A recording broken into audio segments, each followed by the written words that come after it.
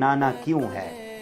मुअज़्ज़ज़ नाज़रीन, बुखारी शरीफ की हदीस पाक, इब्ने माजा की हदीस पाक 2455, सुनन अद-दारमी हदीस पाक 322, अल-मुअजम औसत हदीस पाक का नंबर 2250, बुखारी शरीफ 1314।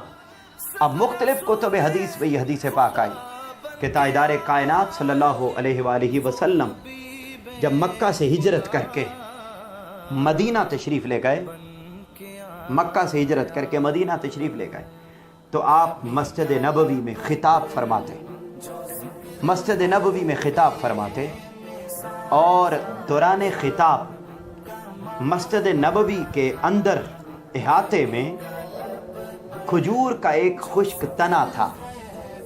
आका अलैहिस्सलातु वस्सलाम खजूर के उस खुश्क तने के साथ जब आप खड़े होकर खिताब फरमा रहे होते, तो दौरान खिताब जब आका अलैहिस्सलातु वस्सलाम थक जाते, तो आका अलैहिस्सलातु वस्सलाम अपना जिस्म मुबारक उस उस्तुने हन्नाना के साथ लगा लेते और टेक लगा के खड़े होकर आप खिताब फरमाते।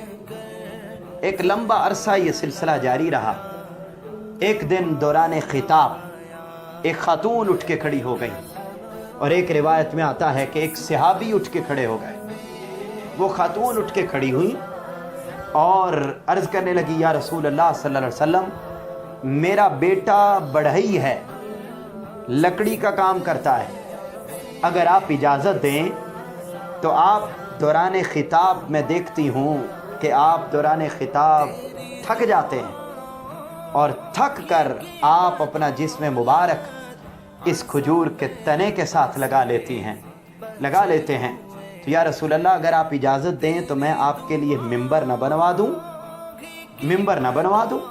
आका अलैहिस्सलातु वस्सलाम ने इजाज़त अता फरमा दी, ठीक है, मेरे लिए मिंबर बनवा दिया जाए। अगला जुमा आया, आका अलैहिस्सलातु वस्सलाम के लिए मिंबर मुबारक रख दिया गया। आका अलैहिस्सलातु वस्सलाम मिंबर पर जलवा अफरोज़ हो गए, और मिंबर पर जलवा अफरोज़ होकर आप खिताब करने लगे।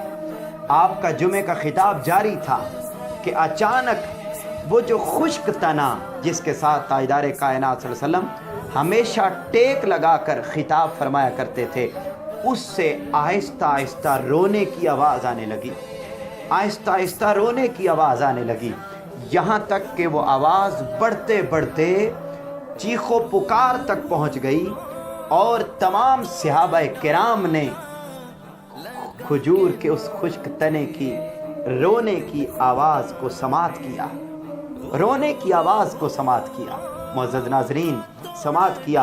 आका अलैहिस्सलातु वस्सलाम उसी लम्हे मिंबर मुबारक से उतरे, और उतर कर आका अलैहिस्सलातु वस्सलाम ने उस खजूर के खुश्क तने को अपने सीने से लगा दिया। कुर्बान जाऊं, क्या मुबारक खुश्क तना जिसमें हरियाली भी न थी, जो पानी भी ना पीता था, जिससे कार्बन डाइऑक्साइड और ऑक्सीजन लेने खारिज करने का कोई प्रोसेस भी ना था, बेजान था, मुकम्मल तौर पर बेजान, खुश्क तना था।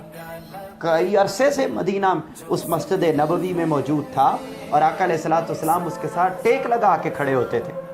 आपने उसको सीने मुबारक से लगा लिया। सहाबा कराम ने पूछा, या रसूल अल्लाह सल्लल्लाहु अलैहि वसल्लम, ये क्या माजरा है?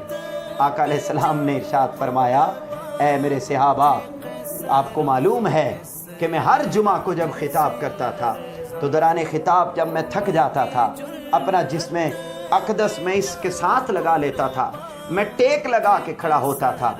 आज मैंने इसके साथ टेक नहीं लगाई। ये उस्तुने हन्नाना, ये हन्नाना, ये लकड़ी का खुश्क तना, ये खजूर का खुश्क तना, ये मेरी जुदाई बर्दाश्त नहीं कर सका, मेरी जुदाई में ये रोने लग गया है। खुदा की कसम, जैसे ही आका अलैहिस्सलाम ने उस खजूर के खुश्क तने को अपने सीने से लगाया, वो सिसकियाँ लेता लेता यूं चुप कर गया, जैसे रोते हुए बच्चे को माँ अपने सीने से लगाती है, तो वो सिसकियाँ ले ले कर चुप कर जाता है।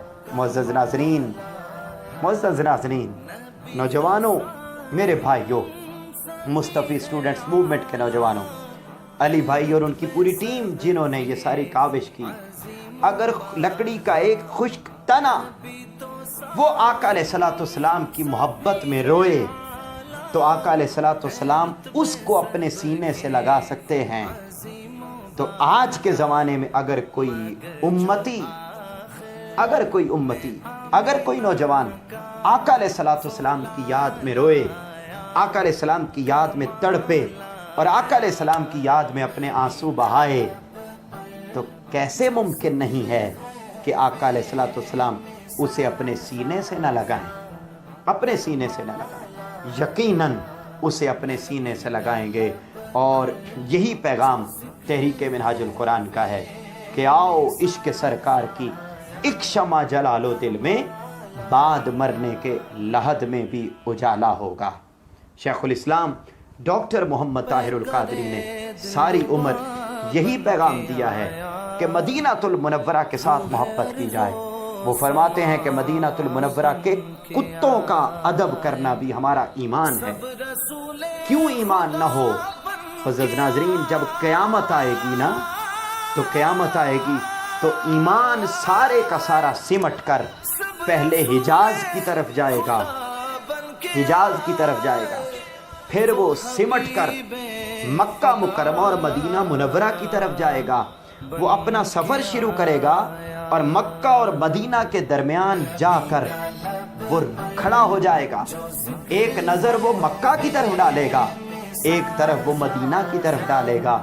دونوں طرف دیکھنے کے بعد قرب قیامت ایمان پھر سمٹ کر مکہ کی طرف نہیں جائے گا بلکہ مدینہ کی طرف چلا جائے گا، مدینہ کی طرف چلا جائے گا. اور تاجدار کائنات نے فرمایا قرب قیامت ایمان یوں سمٹ کر، ساری روئے زمین سے سمٹ کر یوں مدینہ کی طرف آ جائے گا جیسے سانپ سمٹ کر اپنی بل میں چلا جاتا ہے. وہ وہاں پر اپنے آپ کو محفوظ سمجھتا ہے. ایمان قیامت کے دن اپنے آپ کو مدینہ کی سرزمین پر محفوظ سمجھے گا. معزز ناظرین، مدینہ کے پہاڑوں میں برکتیں، مدینہ کی فضاؤں میں برکتیں، مدینہ کے گل و گلزار میں برکتیں، مدینہ کے سبز گنبد میں برکتیں، مدینہ کی مسجد نبوی میں برکتیں، جہاں 70,000 فرشتے صبح اور 70,000 فرشتے شام کو آ کر درود و سلام کی صدائیں بلند کرتے ہیں. اور وہ ایک دفعہ جو فرشتہ آ گیا قیامت تک دوبارہ اسے موقع نہیں ملے گا. یہ اتنی برکتوں والی سرزمین ہے، اتنی عظمتوں والی سرزمین ہے. اس سرزمین کے ساتھ ہمیں اپنے رشتے، اپنے ناطے اور اپنے تعلق کو جوڑنا ہوگا. جس قدر مدینہ کے ساتھ اور مدینہ کی سرزمین والے مالک اور تاجدار کائنات حضرت محمد مصطفیٰ صلی اللہ علیہ وسلم سے جتنا گہرا تعلق ہوگا، معزز ناظرین، ایمان اتنا زیادہ مضبوط ہوگا.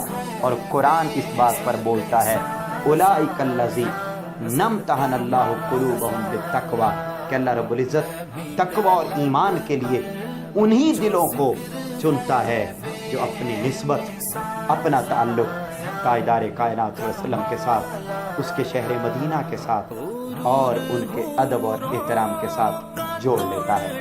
اللہ رب العزت ہمارے ایمان کی مضبوطی کے لیے، اسلام کی مضبوطی کے لیے، ایمان کی مضبوطی کے لیے آقا علیہ الصلوۃ والسلام کے ساتھ جو نسبت ہے، آپ کے شہر مدینہ کے ساتھ جو نسبت ہے، اس کو مضبوط اور مستحکم کرے تاکہ اللہ رب العزت ہمیں دنیا اور آخرت کی نعمتوں سے مالا مال کرے.